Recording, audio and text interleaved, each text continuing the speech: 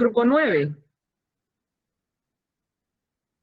No, licenciada, nos toca a partir del 13, en la sección G. Ah, perdón, entonces vamos con el 13. Tienes razón.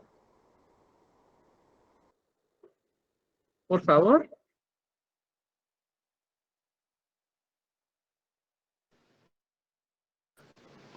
Muy bien, licenciada, ahorita vamos a proyectar. Listo, muy bien. Muy buenas tardes, licenciada, compañeros, mucho gusto.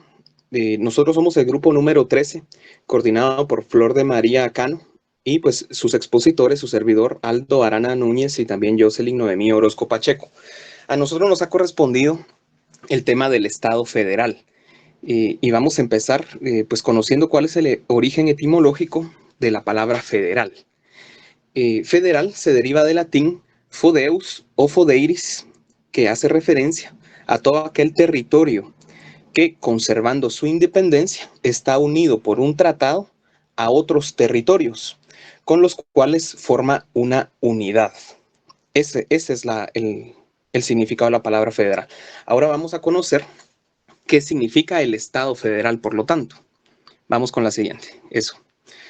El Estado federal es entonces un pacto de alianza que hace referencia a la distribución funcional del territorio y del poder, siendo aquel que está conformado por estados particulares cuyos poderes gozan de autonomía e incluso soberanía en importantes aspectos de la política interna. Pues por otra parte, comparten instituciones comunes con el resto de la federación y también pues carecen de potestad en ámbitos como relaciones internacionales y la representación internacional en sí. Vamos a conocer ahora algunos de sus precursores del tema del Estado federal y empezamos con Johannes Anthusius. Esta persona pues era un profesional filósofo y teólogo de origen alemán, pues que nos influenció en este tema a mediados del siglo XVI, para intentar encontrar una explicación teórica global a la forma de la organización federal.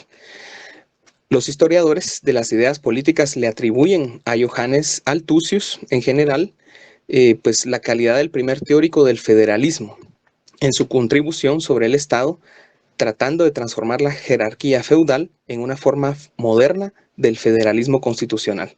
Esta reposaba sobre la autonomía de las comunidades y su asociación en conjunto extendido de las familias, corporaciones, oficios, villas, provincias y estados para formar un estado. Vamos con el siguiente, que es Montesquieu. Él de pronto pues es un poco más conocido. Su nombre era Charles Louis de Secondant, barón de Montesquieu, y pues este fue otro de los grandes precursores teóricos en el Estado general y del feudalismo en particular. Él nos habla de la República Federal en estos términos. Es una forma de gobierno en convención mediante la cual varios cuerpos políticos consienten convertirse ciudadanos de Estado más grande que quieren formar. Esta es una sociedad de sociedades, según Montesquieu. Ahora le doy el uso de la palabra a Jocelyn Noemí Orozco. Muy buena tarde, licenciada y compañeros presentes. Yo les voy a hablar respecto a Eliseo Baja. Eliseo Baja era un profesor de Derecho Constitucional y primer presidente del Consejo de Garantía Estatutarias de Cataluña, España. Él recordó siempre que el derecho es el mejor instrumento para la convivencia y la integración política. También es autor de varios libros basados en tratar de explicar lo que era un Estado autonómico y federal. Él es autor de algunos de sus libros, de los que voy a mencionar, sería El Estado Autonómico y Reforma Federal, Constituciones y Periodos Constituyentes, entre muchos otros que él, de los que él es autor, perdón. Seguido de esto, vamos a hablar de los elementos esenciales que deben caracterizar a un Estado federal. Como primer punto tenemos el reconocimiento constitucional de la estructura federal. También la distribución de competencias entre la federación y los estados. la garantía que también tiene garantizada, también está garantizada constitucionalmente. La resolución de los conflictos es una instancia bastante neutral y generalmente del Tribunal Constitucional. Siguiente, por favor.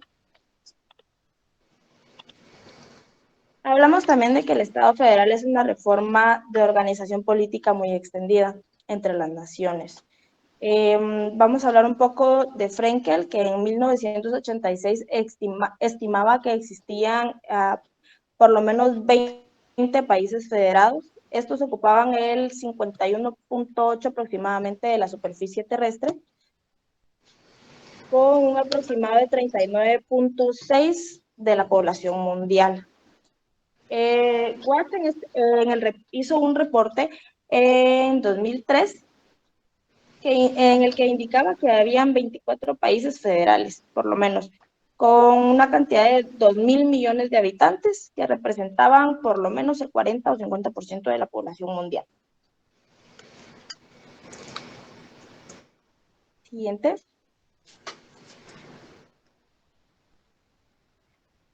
Vamos a hablar ahora de lo que son algunos de los países con Estado federal. Actualmente podemos hablar de que Alemania es un país con un Estado federal, Argentina, Australia, también lo que es Brasil, muy importante Estados Unidos, creo que es uno de los países con mucha más población, ¿verdad? Y siempre reconocido por ser un Estado federal. México también encontramos a Nigeria, Venezuela y Rusia.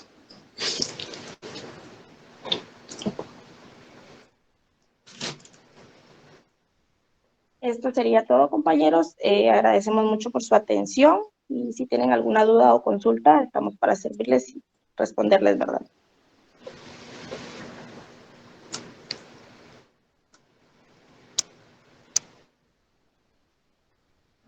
Gracias, muy amable. ¿Sí, Amalia? Se me activó, perdón. Ok. Continuamos con el grupo 14. Buenas tardes, licenciada. Sí, en un momento voy a empezar a compartir, solo que estoy teniendo un poquito de fallas, pero ya en un momento empiezo a compartir.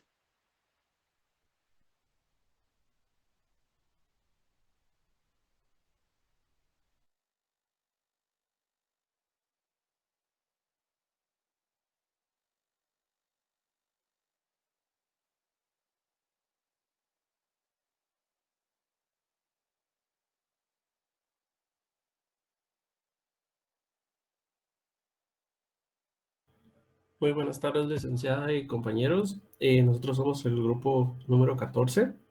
Nuestro coordinador es Diego Bautista. Como primer expositor voy yo. Mi nombre es Joaquín Girón.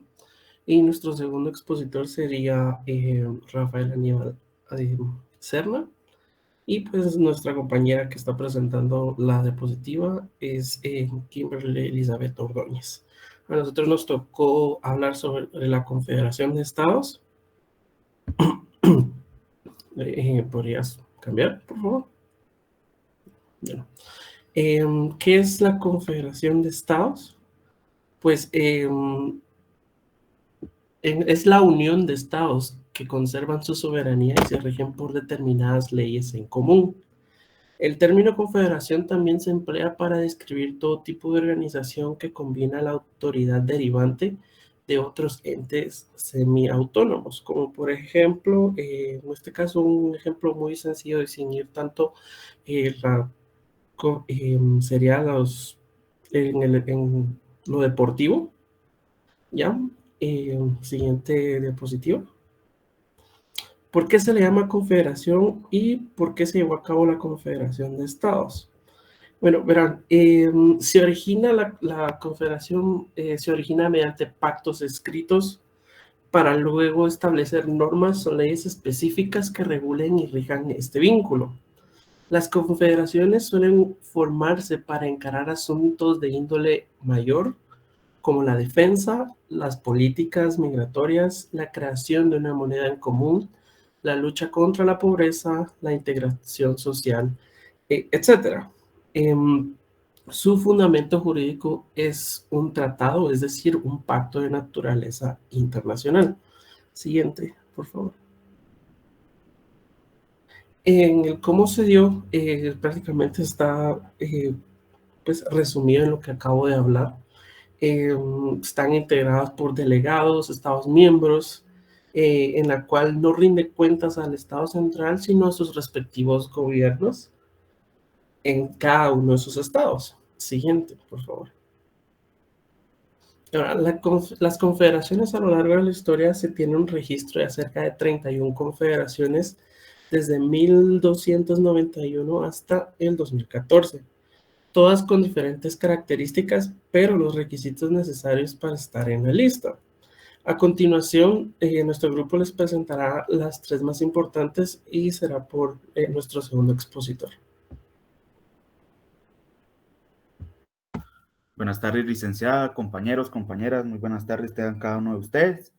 Antes de iniciar con la presentación de los ejemplos, vamos a profundizar un poquito más en lo que es la Confederación de Estados, ya que debido que la Confederación de Estados es una forma de Estado compleja en la que los mismos integrantes convienen en una unión conservando su propia soberanía interna.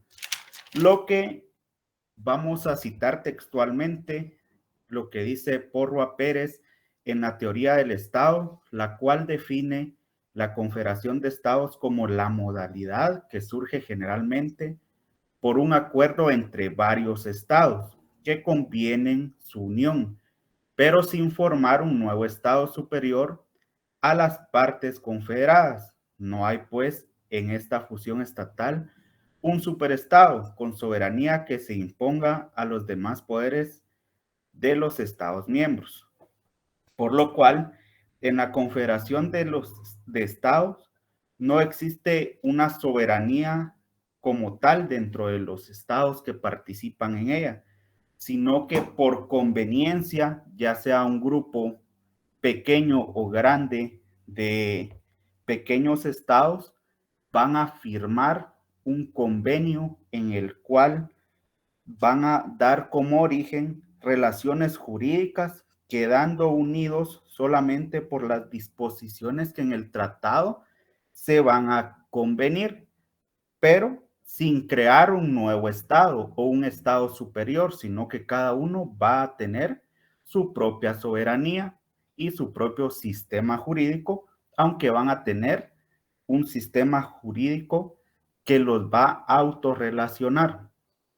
Entonces, dentro de lo largo de la historia, encontramos que 31 confederaciones son las que se han tomado como tal, pero vamos a tomar las 3 más sobresalientes, como el caso de la antigua Confederación Suiza, la cual fue una confederación que se unió por medio de nexos débiles entre pequeños estados que eran casi independientes, que existieron desde finales del siglo XIII hasta 1798, cuando fue invadida por Napoleón I, dando paso a la República Helvética. Su núcleo fue una alianza entre las comunidades de los valles de los Alpes centrales para facilitar la realización de intereses comunes, como el comercio libre y para asegurar la paz entre las rutas comerciales a través de las montañas. En este caso, en este ejemplo, podemos ver que el convenir entre este tratado fue que pudieran ser más fuertes entre los nexos de los pequeños estados que estaban débiles ante una independencia libre de cada uno de ellos. Pero dentro de la confederación se fortalecen y dan paso a la República Helvética luego de la invasión napoleónica. Siguiente diapositiva, por favor. Aquí podemos apreciar el mapa de la expansión de la Confederación Suiza. En el recuadro rojo fueron los primeros que estuvieron dentro de la Confederación y conforme va avanzando la paleta de colores que tenemos en el lado superior derecho, podemos ir viendo la evolución y la unión de más estados hasta formar la Confederación Suiza. Siguiente, por favor. El segundo ejemplo que tenemos es la Confederación Germánica, la cual estuvo de 1815 a 1866, misma que fue una unión que se agrupó a 38 o 39 estados alemanes en una sola confederación de estados bajo la presidencia de la Casa de Austria. La población de la Confederación Germánica, excluyendo a Austria, creció un 60% entre 1815 y 1865, desde 21 millones hasta 34 millones, por lo cual podemos ver que no necesariamente una confederación tiene que ser de pocos estados, sino que esta confederación fue de varios estados, incluso llegando hasta 39, lo cual es una cifra bastante grande, la cual abarcó mucha población. Siguiente diapositiva, por favor. En este mapa podemos ver cómo fue la representación de la Confederación Germánica. Siguiente diapositiva, por favor. Y también tenemos el Estado Confederado de América, el cual se dio desde 1861 a 1865. Fue un país formado por estados del sur de los Estados Unidos, que existió entre 1861 y 1865. En el marco de la Guerra de Secesión, el gobierno confederado extendió su autoridad sobre un territorio de 1995 kilómetros cuadrados y una población de 9.103.332 habitantes, de los que 3.521.110 eran esclavos, según un censo en 1860. La Confederación se formó originariamente con 7 estados seccionistas de los Estados Unidos, donde era legal tener esclavos: Carolina del Sur, Mississippi, Florida, Alabama, Georgia, Luisiana y Texas. Y posterior se fue ampliando. Siguiente diapositiva, por favor. Como podemos ver, ese fue el origen de la Confederación de América, en lo cual en Estados Unidos se realizó con los estados que se mencionaron anteriormente y posterior se fueron uniendo más para crecer en densidad. Siguiente diapositiva, por favor. Una nota importante es que debemos saber que los órganos de la Confederación son asambleas fundamentalmente deliberativas, pero los acuerdos que se toman en su interior deben ser ratificados por cada uno de los estados. Cada unidad puede separarse si así lo decide. Y si un estado no está de acuerdo, no puede proseguir en las decisiones que se estuvieran tomando en esa temporalidad. Siguiente diapositiva. Pues no nos queda más que agradecer por su atención y no sé si tienen alguna pregunta o estamos bien ahí. Gracias.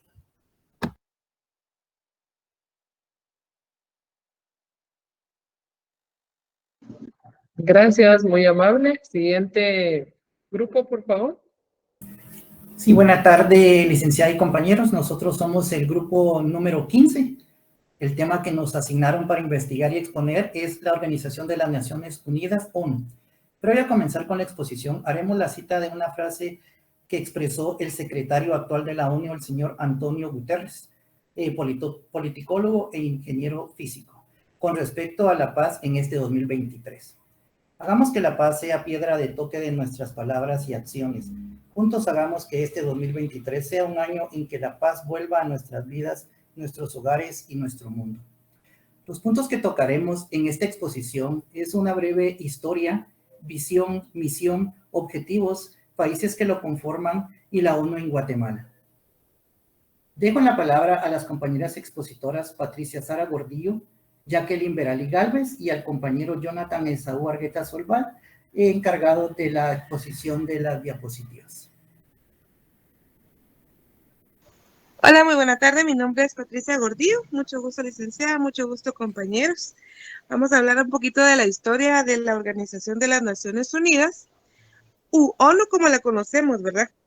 Para esto vamos a viajar al año 1941, precisamente el 14 de agosto, donde surge un documento político que surge antes de que Estados Unidos entrara a la Segunda Guerra Mundial. Este documento pues tuvo el nombre de la Carta del Atlántico. En dicha carta se establecieron los principios de autodeterminación, fin del colonialismo, libertad de los mares y la mejora de las condiciones de vida y el trabajo colectivo de todos los pueblos en los campos de economía y la seguridad. En dicha carta pues se establecieron 8 puntos que se los voy a dar a continuación, pero de una manera parafraseada. En el punto número 1 decía de que ningún territorio debía engrandecerse. Número 2, no debía haber ningún cambio en los territorios. Número 3, debía haber en cada país libre elección de gobierno y libre ejercicio de gobierno. Número 4, respetar los derechos y obligaciones económicos de cada país. Número 5, querían un libre comercio. Número 6, paz en cada país dentro y fuera de sus fronteras. Número 7, seguridad marítima y oceánica para poder tener un legítimo libre comercio. Número 8, el cero uso de la fuerza y el cero uso de las armas. Es así como en 1942 pues ya tenemos la Declaración de las Naciones Unidas. Esto ya los países convencidos de que era esencial obtener una absoluta victoria sobre sus enemigos para defender la vida, la libertad, la independencia y la libre profesión de cultos, así como preservar los derechos humanos y la justicia, tanto dentro de sus fronteras como fuera de sus fronteras. Bueno, ahora vamos a hablar de la fundación. Esto se logra el 24 de octubre de 1945. Es fundada, firmada por 51 países comprometidos, estos a mantener la paz y la seguridad internacional. Su compromiso principal es fomentar entre las naciones una relación de amistad y promover el progreso social. También otro de sus principales objetivos y propósitos es el defender los derechos humanos. Y como toda organización, vamos a pasar a la siguiente diapositiva, tienen una visión y una misión. Vamos a hablar de la misión. La misión la podemos resumir en una palabra muy pequeñita, que es paz. Y para que esta misión se lleve a cabo, pues la ONU da misiones a cada país. Se llaman misiones políticas y cada país es responsable de cumplirlas. Para poder dar los temas a cumplir a los países son los siguientes, impedir que los países se salten las leyes internacionales, mantener la paz y fomentar los derechos humanos. También dentro de su misión o misiones políticas está promover la cooperación entre salud y educación. Ahora vamos a hablar de la visión o lo que desea en sí lograr la ONU. Lo que la ONU desea es preservar en las generaciones venideras el flagelo de la guerra, crear condiciones bajo las cuales puedan mantenerse la justicia y el respeto, promover el progreso social y elevar el nivel de vida. También mantener la paz y la seguridad internacional, proteger los derechos humanos, distribuir ayuda humanitaria y apoyar el desarrollo sostenible y la acción climática. Esta pues es mi parte de exposición. Hablamos de misión, visión e historia.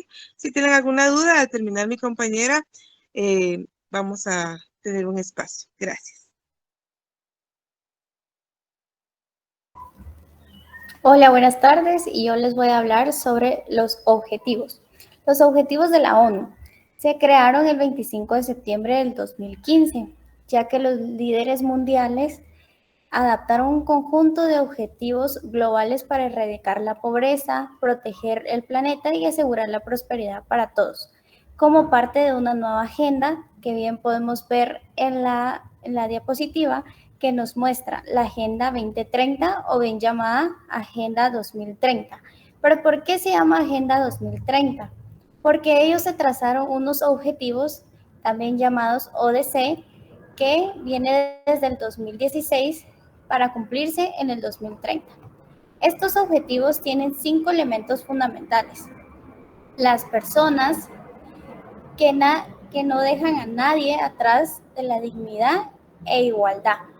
Número 2, el planeta, proteger al planeta y ponerlo en el centro. Prosperidad, transformar las economías para disfrutar de una vida próspera y plena para la naturaleza. Número 4, paz, propiciar las sociedades pacíficas. Y número 5, muy importante, las alianzas. ¿Para qué las alianzas? Para crear alianzas mundiales en los diferentes autores, para prevenir conflictos y estar unidos para llegar a cumplir estos objetivos. ¿Para qué conseguirlos? Se proponen las ODC, o bien llamados Objetivos de Desarrollo Sostenible, que nos muestran en las imágenes y son 17. Por ejemplo, la pobreza. Ellos tienen un plan de integración de personas con discapacidad a través del empleo. Hambre cero, bienestar social y mejorar su calidad de vida. Número 3, buena salud y garantizar una vida sana a todas las personas. Y así nos podemos ir viendo las 17 cuadritos que son las ODC o Objetivos de Desarrollo Sostenible. Ahora les voy a hablar del Consejo de Seguridad. ¿Y qué es el Consejo de Seguridad? Tiene como responsabilidad primordial mantener la paz y seguridad internacional. Y el Consejo de Seguridad tiene 15 miembros y cada uno de estos miembros son 5 miembros permanentes y 10 no permanentes. ¿Y quiénes son los 5 miembros permanentes? Estos se conforman de China, Francia, la Federación de Rusia, el Reino Unido de Gran Bretaña e Irlanda del Norte y los Estados Unidos de Norteamérica. ¿Cuáles tienen derecho a veto? Los 15 tienen derecho a veto, pero los más importantes siempre son los 5 miembros permanentes. Es decir, que si alguno de ellos no está conforme con las reformas o peticiones que se llevan a cabo, no pueden seguir adelante. Hablemos un poquito de los 10 miembros no permanentes.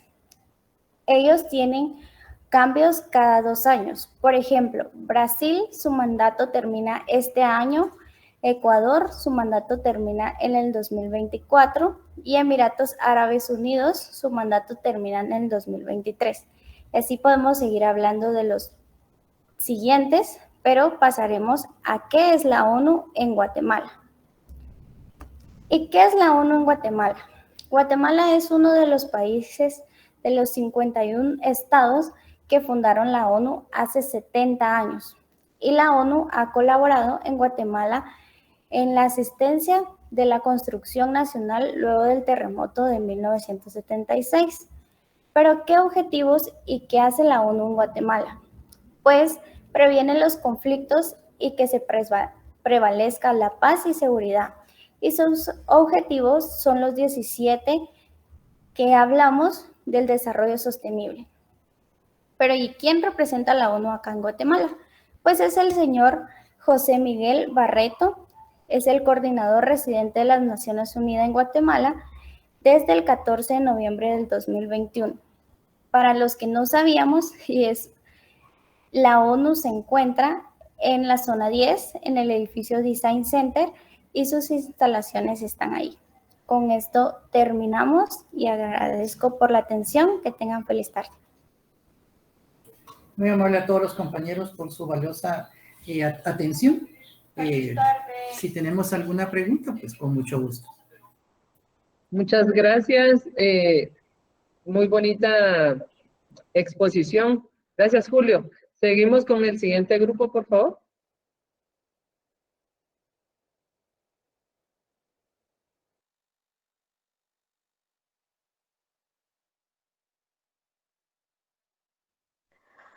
Buenas tardes a todos los presentes. Mi nombre es Carla Alvarado y es un gusto poder estar con ustedes. En este momento, con mi compañero Carlos, les venimos a platicar un poco sobre el derecho internacional. De primero debemos conocer la definición de este tema, ¿verdad? Y en la forma en que se divide. El derecho internacional la podemos definir que es una rama jurídica que regula las relaciones entre estados y particulares, siempre que se tengan un componente internacional, y su objetivo es evitar los conflictos entre otros países, ¿verdad? Esto se puede aplicar a dos niveles. ¿Cuáles son estos dos niveles? Son las relaciones que se producen entre dos o más países y en las relaciones jurídicas de ciudadanos que tengan un carácter internacional. Muchos nos podemos replantear la pregunta de cómo surge el derecho internacional.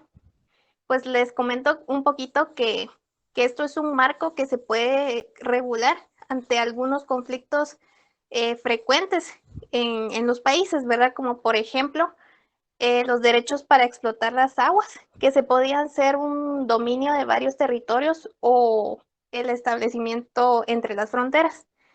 También debemos platicar un poquito sobre sus antecedentes del derecho internacional, donde se remontan a los tratados de paz, como el de Westfalia de 1648, que puso fin a una guerra de los 30 años en Alemania y a los 80 años entre España y Países Bajos, ¿verdad?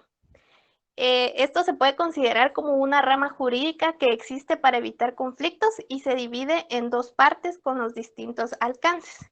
Estas dos partes en que se divide es entre el derecho internacional público y el derecho internacional privado.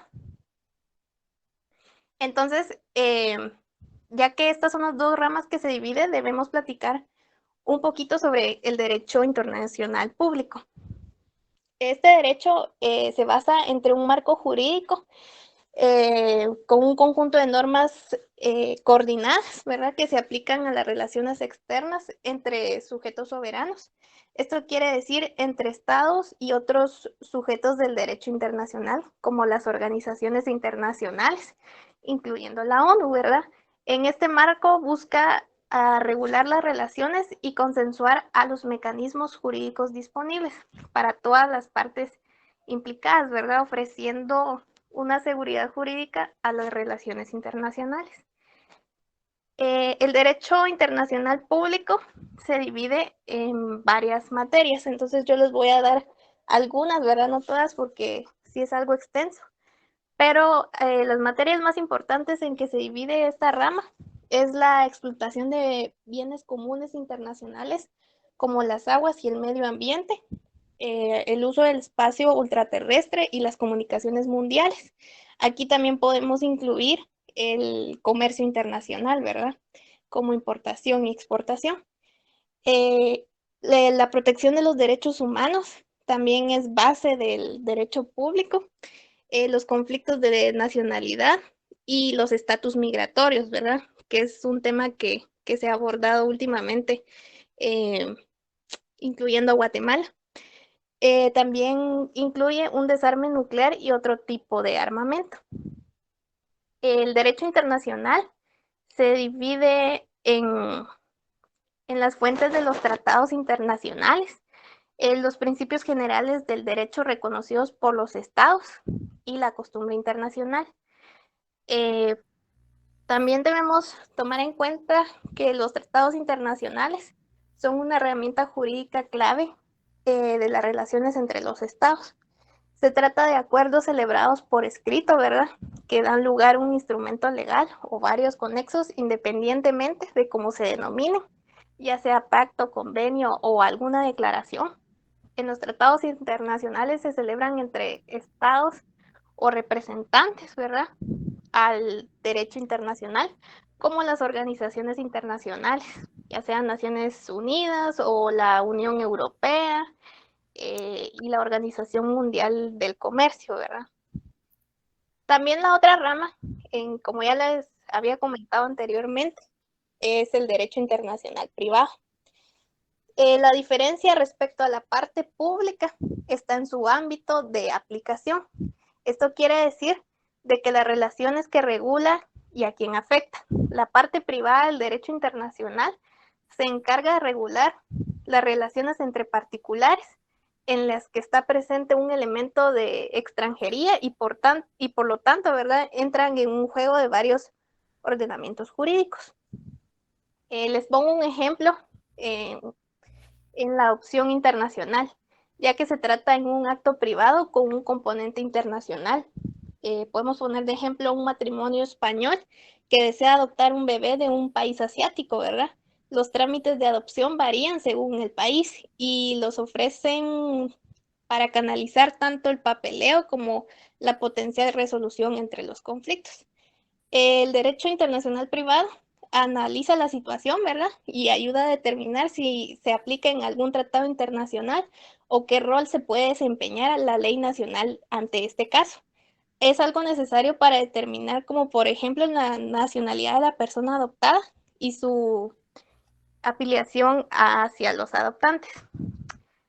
Este ejemplo nos da el punto de partida para entender cuándo será necesario, ¿verdad?, recurrir a este derecho internacional privado, es decir, a las siguientes materias que aborda, como por ejemplo al reconocimiento y ejecución de las decisiones adoptadas en un tribunal extranjero, o ya sea bien determinar las obligaciones contractuales o de alguna persona, ¿verdad? También lo podemos aplicar entre las leyes del caso de matrimonio, adopción y obligaciones alimentarias. Y por último tenemos una ley aplicable a las cuestiones sucesorias. Entonces, esto ha sido todo de mi parte. Les cedo la palabra a mi compañero Carlos, que les ampliará un poco más sobre este tema. Gracias. Buenas tardes, licenciada Ingrid García. Buenas tardes, licenciados auxiliares en la materia y futuros abogados de la carrera de Ciencias Jurídicas. Mi nombre es Carlos Magarín y vamos a ir de lo mayor a lo menor. Entonces, en este caso sería el derecho internacional relacionado con la política del Estado de Guatemala. La relación entre el derecho internacional y la política del Estado de Guatemala es bastante compleja y variada. Pero aquí se presentarán algunos puntos a considerar. 1. Las obligaciones internacionales. Guatemala, como país miembro de las Naciones Unidas y de otros organismos internacionales, está sujeta a diversas obligaciones establecidas en tratados y convenios internacionales. Estas obligaciones pueden afectar la política interna del país, ya que deben ser respetadas y aplicadas en el territorio guatemalteco. Vamos a citar algunos de los cuales se deben de considerar, pero son muy variados, como les mencionaba anteriormente. A, sería respetar y proteger los derechos humanos. Guatemala ha ratificado varios tratados y convenios internacionales de derechos humanos, por lo que tiene la obligación de respetar y proteger los derechos de todas las personas dentro de su territorio. B, contribuir a la paz y la seguridad internacionales. Como miembro de las Naciones Unidas, Guatemala tiene la obligación de contribuir a la paz y la seguridad internacionales, cooperando con otros países y organismos internacionales para prevenir conflictos y resolver disputas pacíficamente. C, promover el desarrollo económico social. Guatemala tiene la obligación de promover el desarrollo económico y social sostenible, en línea con los objetivos establecidos por los organismos internacionales. D, proteger el medio ambiente. Guatemala tiene la obligación de proteger el medio ambiente en línea con los objetivos establecidos por los organismos internacionales. Esto incluye la conservación de biodiversidad, la reducción de contaminación y la lucha contra el cambio climático. E, cooperar con los otros países y organismos internacionales. Como miembro de los organismos internacionales, Guatemala tiene la obligación de cooperar con otros países y organismos para abordar los desafíos globales y regionales, como la lucha contra el terrorismo, la prevención del tráfico de drogas y la protección de los derechos humanos. 2. La cooperación internacional. En muchas áreas, la política de Guatemala puede ser influenciada por la cooperación y asistencia técnica de organismos internacionales y de otros países. Estas relacionadas pueden implicar la aplicación de estándares y políticas internacionales, que a su vez pueden tener un impacto en la política interna del país. En este momento estamos compartiendo un trifoliar con referente a la información de la que estamos disertando en este momento. La cooperación internacional puede tener una relación significativa con la política del Estado de Guatemala en varias áreas. A continuación se presentan algunos ejemplos. A. La política exterior. La cooperación internacional puede influir en la política exterior de Guatemala al establecer alianzas estratégicas y objetivos compartidos con otros países y organizaciones internacionales. Además, la cooperación internacional puede ser utilizada para mejorar la imagen de Guatemala en la comunidad internacional y fortalecer las relaciones diplomáticas con otros países. Les voy a citar un ejemplo. Hace unos días Honduras rompió relaciones con Taiwán, relaciones exteriores con Taiwán, y decidió empezar a tener un contacto que significa abrir una embajada de la República Popular de China en Honduras. ¿Por qué sucede esto? Porque la República Popular de China tiene la política que si un país posee relaciones exteriores con Taiwán, ellos reclaman ese territorio como propio y lo sitúan como una provincia rebelde. Entonces, si un país tiene relaciones exteriores con Taiwán, no puede tener relaciones con la República Popular de China, que es lo que sucede aquí en Guatemala. Hay un rumor, ¿verdad? Que se comenta de que, digamos, Guatemala no tiene relaciones internacionales con la República Popular de China porque se cree que el gobierno de Taiwán soborna a algunos diputados para impedir eso.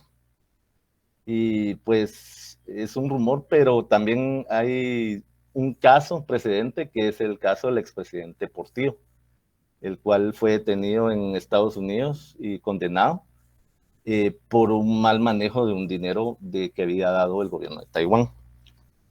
Continuando con lo de la cooperación internacional, tenemos B, que sería el desarrollo económico. La cooperación internacional puede tener un impacto significativo en la política de Guatemala, ya que puede proporcionar recursos financieros y técnicos para el desarrollo de proyectos y programas económicos. C, la seguridad. Esto es muy importante ya que proporciona recursos y apoyo técnico para la lucha contra el crimen organizado, la prevención del terrorismo y la protección de fronteras. 3. La resolución de conflictos. Y la siguiente, por favor, gracias. En ocasiones el derecho internacional puede ser utilizado para resolver conflictos entre países o entre el gobierno y grupos opositores en el país. 4. Derechos humanos. La protección y promoción de los derechos humanos es un tema súper importante en el derecho internacional y relacionado con la política de Guatemala.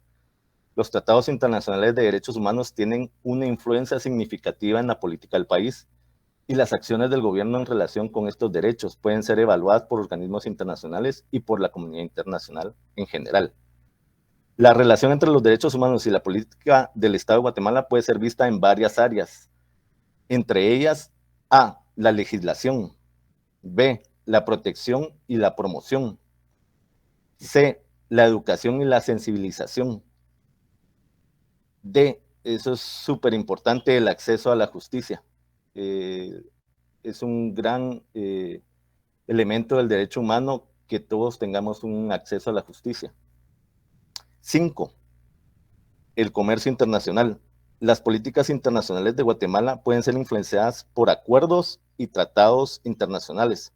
Estos acuerdos pueden tener un impacto significativo en la economía del país y en la política interna relacionada en el comercio. Fíjense que yo estaba investigando con respecto a cuántos tratados tiene firmados Guatemala. Y en el sitio web del Ministerio de Relaciones Exteriores solo menciona que son numerosos tratados y convenios internacionales en diversos campos, como lo son derechos humanos, comercio, medio ambiente, seguridad y justicia. Pero consultando la base de datos de la ONU, encontré de que Guatemala hasta septiembre del 2021 había firmado 216 tratados. Con respecto a esto, ¿verdad?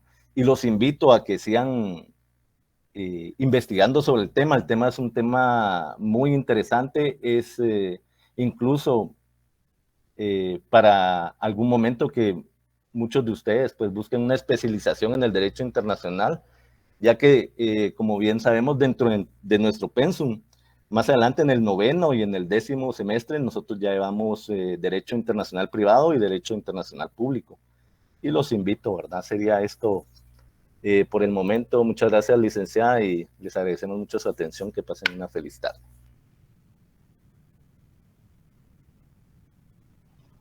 Muchas gracias, muy amable.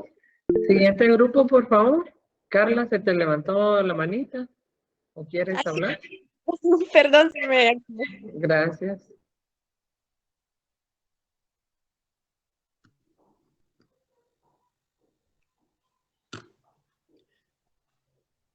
Buenas tardes, licenciada, compañeros, compañeras. Mi nombre es Maynor Cifuentes, coordinador del grupo número 17. Las diapositivas elaboradas por mi compañera Andrea Lucrecia Mateo. Los dejo con los expositores Marvin Zubuyuk Hernández y Azucena Ajanel Estrada. Gracias.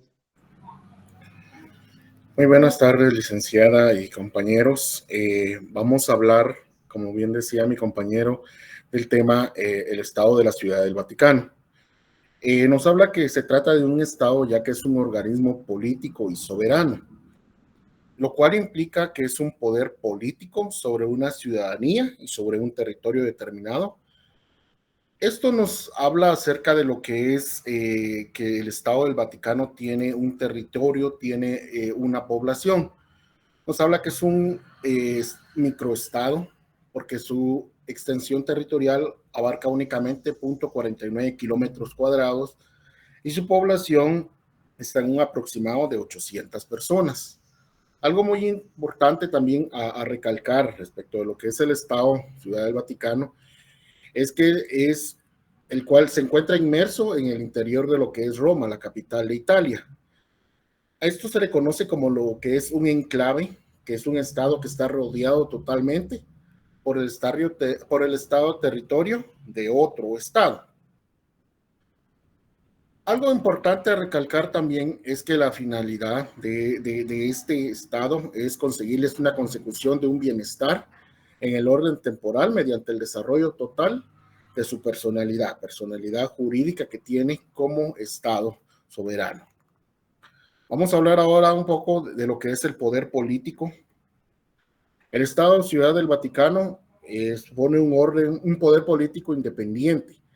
Hace un momento yo les comentaba pues que el Estado Ciudad del Vaticano se ubica en lo que es la capital de Roma, que es otro estado, que es el Estado de Italia, pero a pesar de todo eso, él opera como un estado independiente, tiene un sistema de gobierno independiente, totalmente independiente de lo que es Italia, que mantiene relación también con terceros países, es soberano sobre su territorio, que como ya indicábamos, no es muy grande, pero sí tiene un territorio definido, el cual se encuentra entre las murallas leonidas, la Basílica y la Plaza de San Pedro, que abarca la columnata de Bernini, y la línea de mármol blanco que cierra los brazos incompletos de la misma.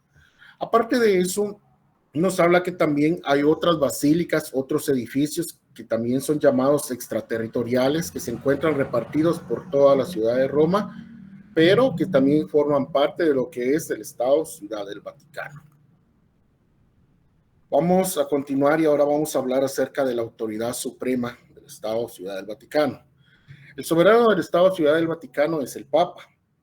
Como autoridad suprema del Estado, el Santo Padre ejerce esa autoridad temporal y política y está en función del servicio de la autoridad espiritual que tiene y que le ejerce como jefe supremo de la Iglesia.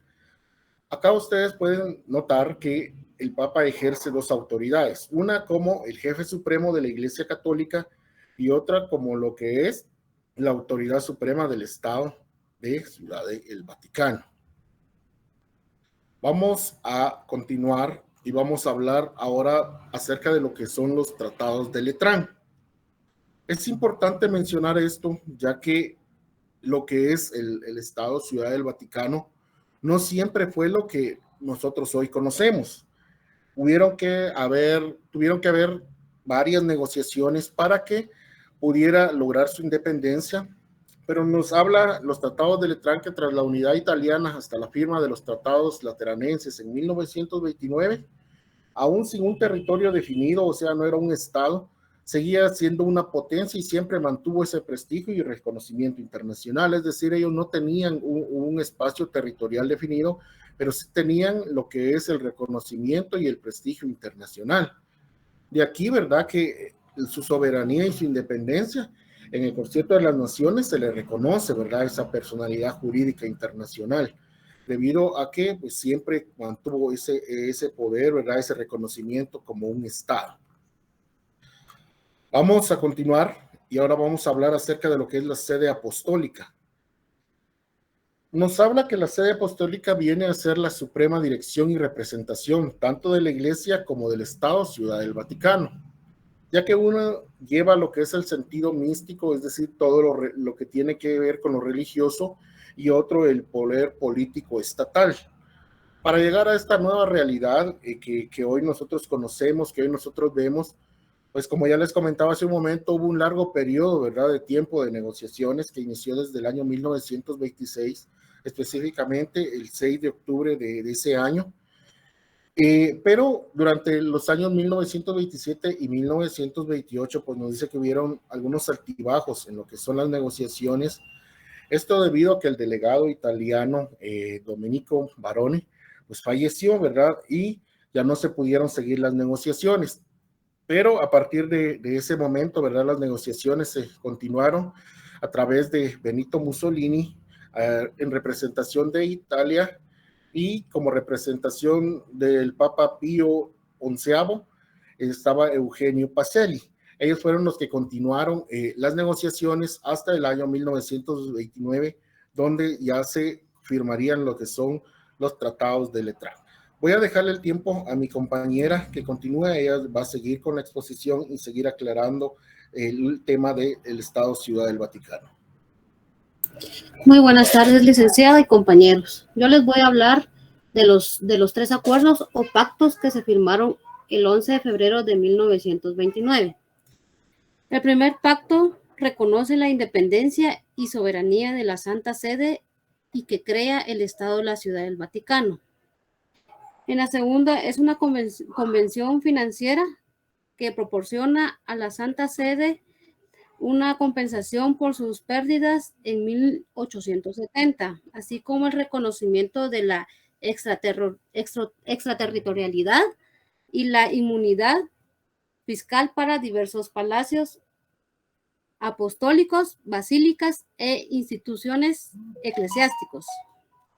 En el tercero, es un concordato que define las relaciones civiles y religiosas entre el gobierno y la Iglesia en Italia, y que se resume en el lema Iglesia libre en Estado libre. En el siguiente podemos ver las leyes fundamentales que fue estructurado y que promulgaba el Papa Pío. En la primera ley fundamental de la Ciudad del Vaticano. La segunda ley sobre las fuentes del derecho. También podemos ver la tercera ley sobre la ciudadanía y la residencia. En la cuarta ley nos habla sobre la organización administrativa. En la quinta ley también nos habla sobre la organización económica, comercial y profesional. Y la última ley, que es la sexta, nos habla de la seguridad pública. En la siguiente diapositiva podemos ver también la bandera de la Ciudad del Vaticano.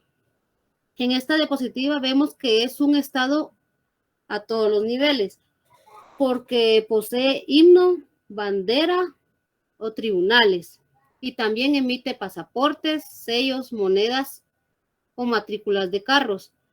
La bandera vaticana está formada por 2 franjas verticales con los colores amarillo y blanco. En la zona blanca están las llaves del reino de los cielos entregados por Cristo a Santo Pedro. símbolo de la autoridad papal. El color blanco simboliza el cielo y la gracia. En el siguiente también podemos ver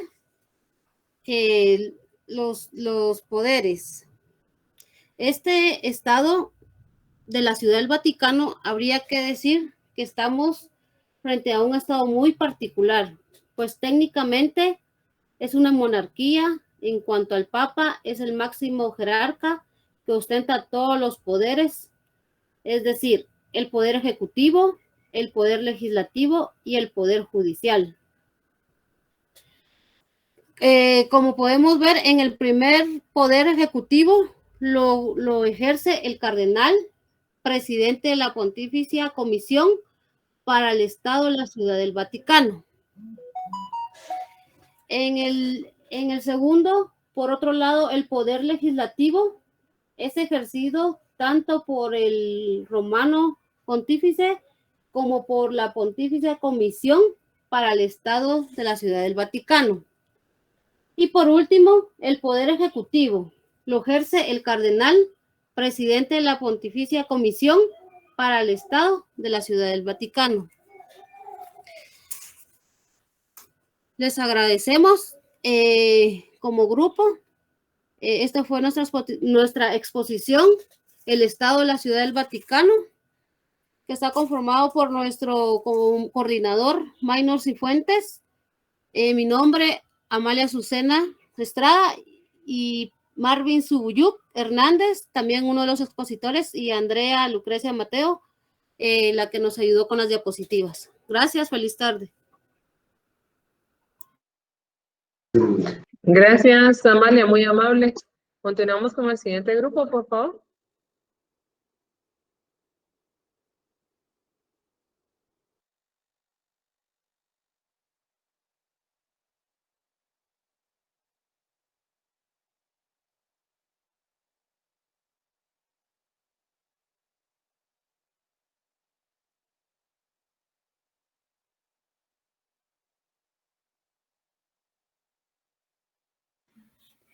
Buenas noches, licenciada auxiliar, compañeros, mucho gusto. Naomi Renderos, coordinadora del grupo número 18. El tema que nos corresponde como grupo es de la Comunidad Británica de las Naciones. Le cedo la palabra a la expositora Elizabeth Rodríguez. Adelante. Buenas tardes, licenciada, compañeros. Nosotros tenemos a cargo presentarles Comunidad Británica de las Naciones. Siguiente diapositiva, compañero, por favor. Básicamente, la introducción sobre la Comunidad Británica de las Naciones fue originalmente creada en 1926, cuando el Imperio Británico aún retenía su poder, y luego fue configurada como una asociación voluntaria en 1949. Esto nos lleva a un poco de historia en los inicios, donde se comenzó a darle el nombre de la Commonwealth, que data de los primeros siglos de la primera década de los siglos XX. Básicamente, lo que sería la descripción de los antecedentes, como bien les dije, la Mancomunidad de Naciones, como se conoce en español, y Commonwealth remota al Imperio Británico, que consistió en la formación de abundantes colonias y territorios ocupados desde el siglo XV hasta principios del siglo XIX. En el año de 1922 tenía aproximadamente 458 millones de habitantes en todo el mundo. Esto se representaba una cuarta parte de la población mundial y una cuarta parte del territorio en la Tierra, ¿verdad? Que era conformada por estos 458 millones de habitantes. Siguiente diapositiva, compañero, por favor. Acá tenemos lo que es una fotografía súper histórica, donde se observan reunidos los primeros ministros que conformaban la Commonwealth. Esta fue celebrada por primera vez en Londres el 6 de septiembre de 1966. Posteriormente a esta fecha, históricamente, fueron reuniéndose de una manera periódica en las reuniones bienales de los jefes de gobierno que conmemoraban lo que es la Commonwealth. Un dato importante que queremos hacer mención con los personajes que están dentro de la fotografía es en el primer orden cronológico que pudimos encontrar que el primer dominio británico fue Canadá. Luego, el segundo dominio británico que integró lo que es la Commonwealth fue Australia en 1901. El tercero fue Nueva Zelanda y el cuarto, la Unión Sudáfrica, de lo cual se induce que ellos establecieron la Segunda Guerra Europea y solo eran unos pocos miembros de la comunidad en estos 4 estados que les comenté anteriormente, ¿verdad? Que sería el orden de cómo se fueron incorporando las primeras personalidades, los primeros ministros que conformaron, pues obviamente, lo que fue la primera reunión del 6 de septiembre. La siguiente diapositiva, por favor. En la historia también encontramos que la Mancomunidad de Naciones comenzó a tomar ya una forma más formal en 1926, cuando aún todavía era poderoso el Reino Unido. La organización de la Conferencia Imperial, junto con sus dominios de Australia, Canadá, India, Irlanda, Terranova, Nueva Zelanda, Sudáfrica, territorios que gozaban aún de un estado de semi-independencia dentro del Imperio Británico. ¿Qué quiere decir? Que acá es donde empezamos a ver en la historia y encontramos que es cuando empiezan ellos a empezar a los países que aún no tenían independencia propia, empiezan como que a desligarse y no los dejan tener una autonomía como tal, sino empiezan a tener una semi-independencia al ya empezar a asistir a lo que son estas reuniones y a formar parte de lo que se conocía como la Commonwealth. La siguiente diapositiva, por favor. A partir de 1920 es donde empieza en el siglo XV, a principios del siglo XIX, donde se empieza a remontar lo que conocemos como el Imperio Británico. Y a partir de acá les cedo la palabra a mi compañero, al siguiente expositor, que sería Martín, para que les pueda dar más profundamente la información sobre cómo estaba conformada la Commonwealth.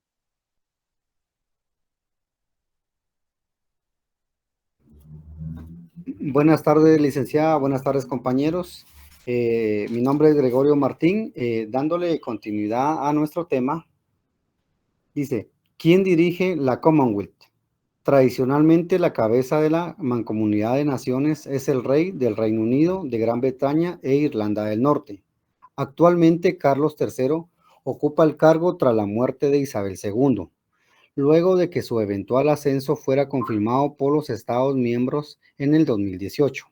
Carlos III es además el rey en 15 de los Estados miembros de la Mancomunidad de Naciones, incluyendo al Reino Unido, los llamados reinos de la Mancomunidad, Commonwealth Realms. En la organización hay además 35 repúblicas y 5 monarquías que no están relacionadas a la corona británica.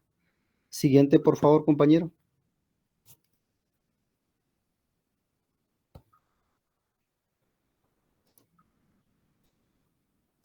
Ok. El rol de la reina Isabel II. La reina Isabel II ascendió al trono en 1952, tras la muerte de su padre Jorge VI, y en 1953 fue elegida cabeza de la Mancomunidad de Naciones. En gran parte este rol llevó a que Isabel fuera a veces considerada como la reina que administró la decadencia del Imperio Británico, en tanto que logró mantener a las antiguas colonias relacionadas a través de la Mancomunidad Británica, aunque fuera una organización voluntaria. Siguiente, por favor. Ok. En esta foto o imagen podemos ver a la reina Isabel II con su marido, el príncipe Felipe, donde recibe un ramo de flores de un grupo de jóvenes a su llegada a Barbados para una visita real en 1966. Las giras reales se consideraban esenciales para reforzar la buena voluntad hacia la monarquía en los países de la Commonwealth. Siguiente, por favor. Miembro de la Mancomunidad Británica. Acá tenemos una breve historia. En 1920, en el orden del tiempo, el primer dominio británico que ingresa a la Commonwealth fue Canadá.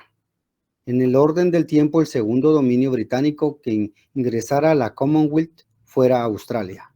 En el tercer dominio, en el orden del tiempo que ingresara a la Commonwealth fuera Nueva Zelanda.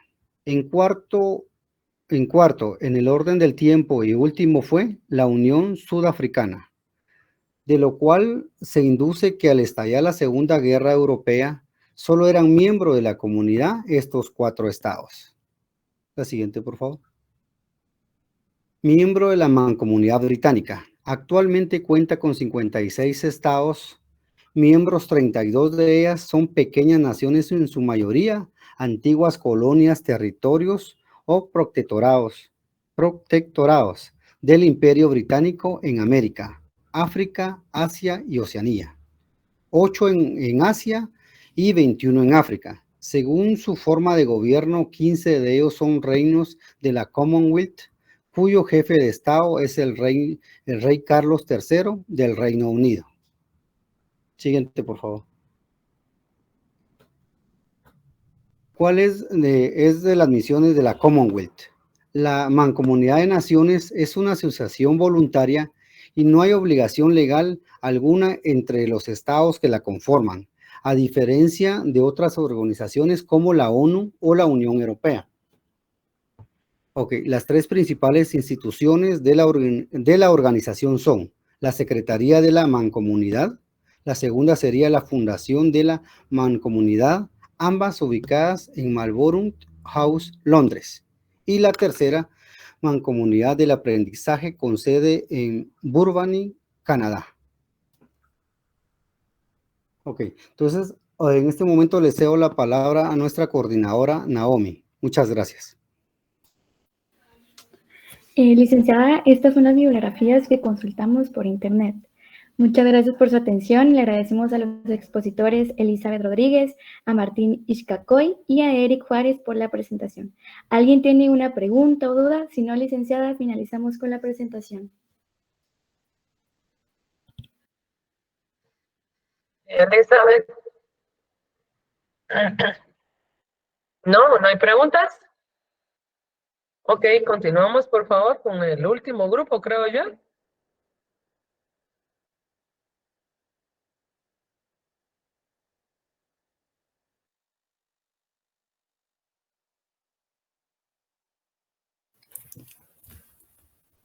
Buenas noches, estimados compañeros docentes presentes. El día de hoy, mi compañera Mercedes Galicia y su servidor Axel Ochoa les estaremos hablando un poco acerca de qué es el despotismo y sus 3 características principales. Las 3 características principales del despotismo son autoridad absoluta, poder y excluyente.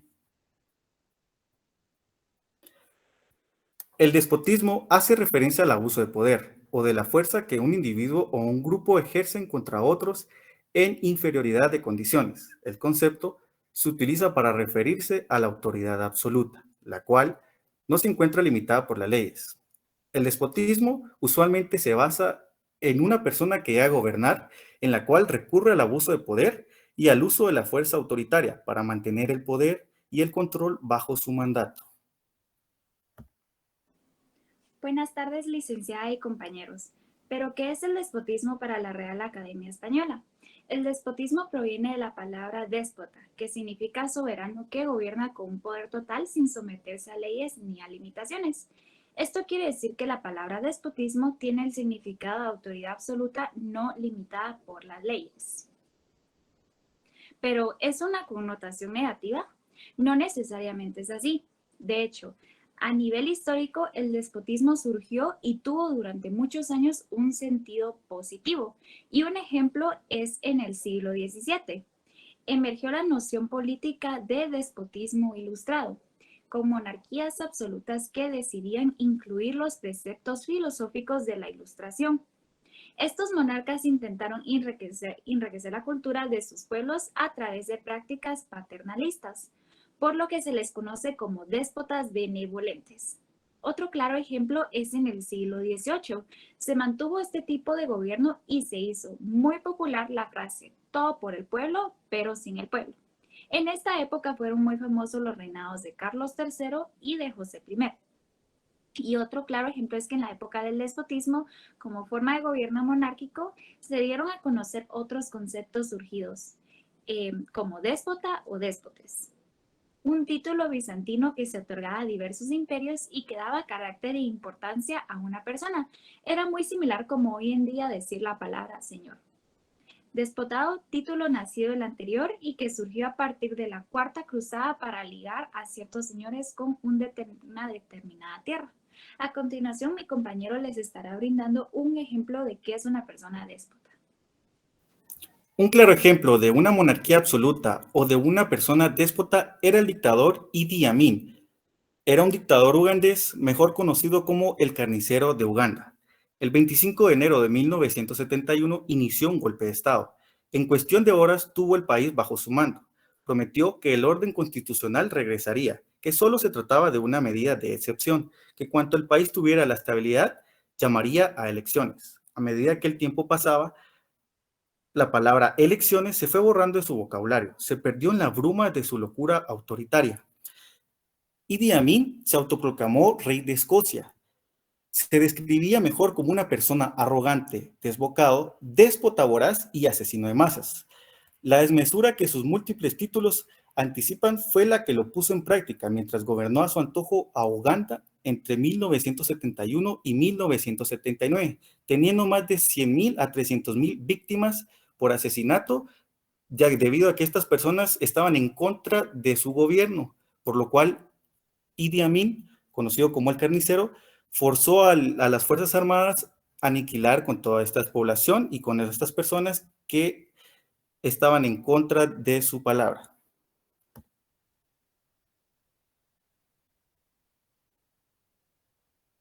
Muchas gracias por su atención.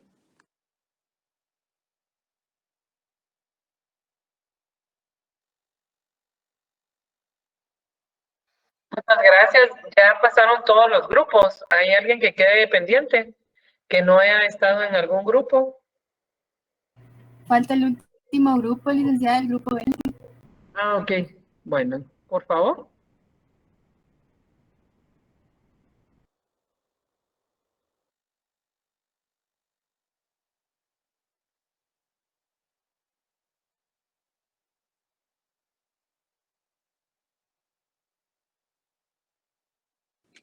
Licenciada, buenas noches. Nosotros éramos el último grupo.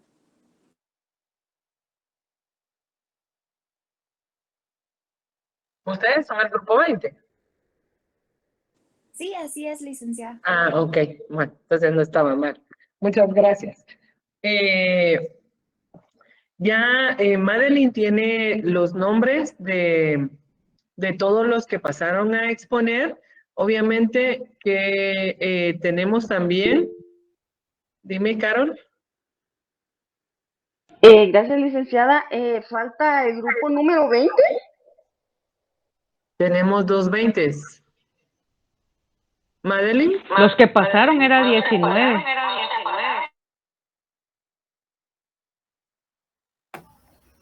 Así es, este sería el grupo número 20. Ok, bueno, entonces, por favor.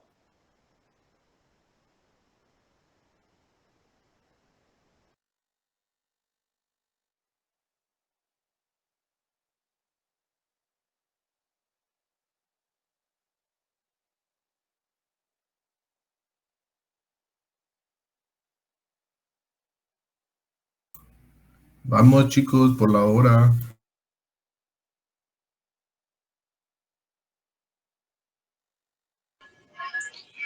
Gracias, compañeros. Licenciada, buenas noches. Perdón la tardanza, pero es que pensé que iban a hacer la presentación. A nosotros nos tocó hablar sobre la oligarquía.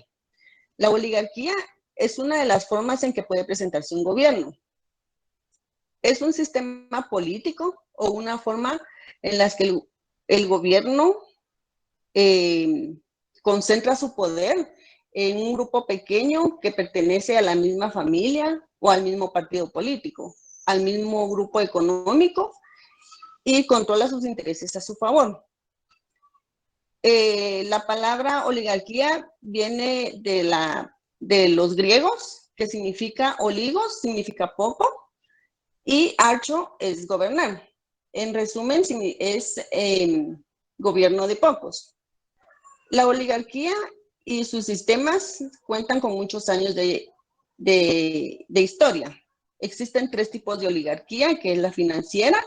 En esta recae el sistema económico, la terrenal o terrateniente. En esta recae sobre las tierras y sus principales propietarios, la criolla o la colonial.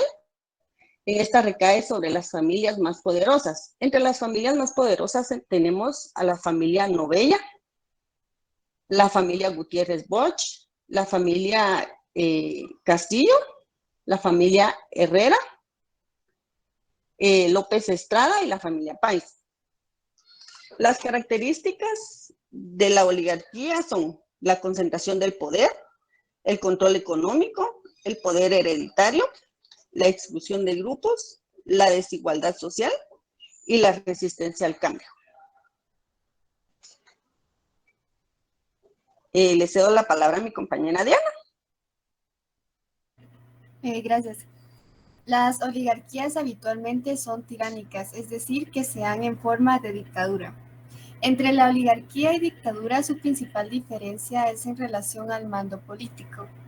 Estos 2 conceptos podrían ser considerados como sinónimos, sin embargo no estamos hablando de lo mismo. Ahora bien, la oligarquía es un sistema político donde el poder recae sobre pocos privilegiados, banqueros, industriales, y ellos lo que hacen es controlar el poder político haciendo cosas como el soborno o la manipulación.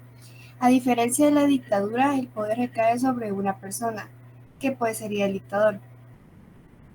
A lo largo de la historia son abundantes los ejemplos de oligarquías. Uno del que les hablaré es el famoso apartheid surafricano. Este se refiere a una segregación racial. Les explico. Trató en el que la minoría de personas blancas gobernaba a la mayoría negra. Entonces les imponían leyes segregacionistas, marginándolos o apartándolos de algo o alguien de otras cosas o personas. Y tampoco se les permitía desarrollarse como seres humanos. La oligarquía es un sistema político, como lo hemos mencionado anteriormente, que presenta grandes connotaciones negativas respecto a la instrumentación de las leyes y la corrupción ejercida. Estas acaban alterando, desconcertando el sistema económico y social en el país. Sus consecuencias son la pérdida de competitividad de las empresas en el país, y esto al basarse en sistemas monopolistas, la ineficiencia en la asignación de recursos, mayor desigualdad económica, tensión y fragmentación social, el debilitamiento de las estructuras democráticas, presencia de corrupción y malversación, sistemas poco justos y equitativos. Bien, para finalizar, en la actualidad, el término oligarca suele utilizarse para hacer referencia a los millonarios, los latifundistas y los dueños de propiedades. La oligarquía es un tipo de estatus social que tiene implicancias políticas y también culturales. Cuando un oligarca sufre problemas económicos, por otra parte intenta sostener de cualquier forma su estilo de vida, o al menos aparenta que lo sostiene. El estereotipo del oligarca es el de un sujeto sin ética ni moral y está dispuesto a incurrir en la corrupción y la violencia para sostener su poder. Muchas gracias a todos por su atención.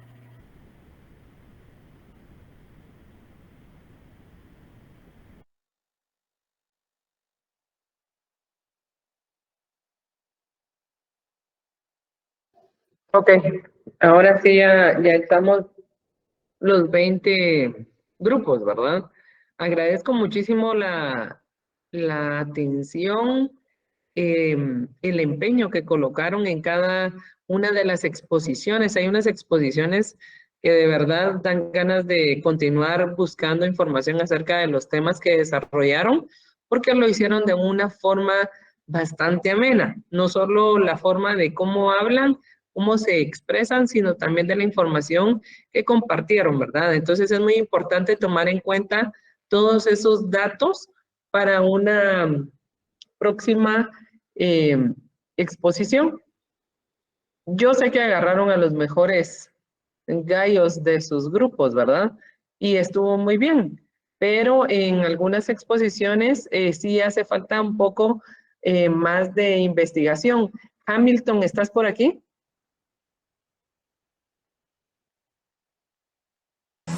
Buenas noches, licenciada. Hola, ¿averiguaste lo que teníamos pendiente? Sí, ahí lo tengo. Ok, si gustas, lo compartes. Ahorita estoy manejando, pero voy a comentarles, licenciada. Sí, por favor. Sí, pues ahí comentando con la licenciada, ¿verdad? Que digamos, en la exposición de lo que es el estado compuesto, estábamos definiendo, ¿verdad? Que como en este caso, ¿verdad? Digamos, una ampliación que en los estados compuestos, ¿verdad?